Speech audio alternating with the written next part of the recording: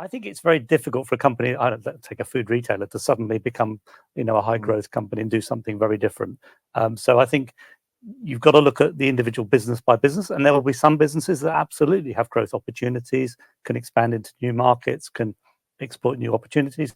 But there's others that actually should stick to their knitting, and which they're often very good at, and they can make very healthy shareholder returns.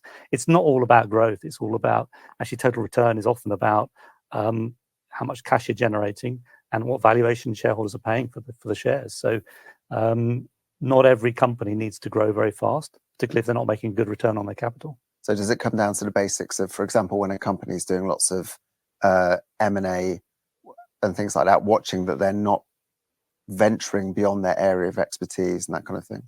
Absolutely. I mean, we've seen many successful M&A transactions, but we've seen an awful lot that don't work, either because companies go into a new country they don't really understand, or sometimes into a new area they don't really know that well.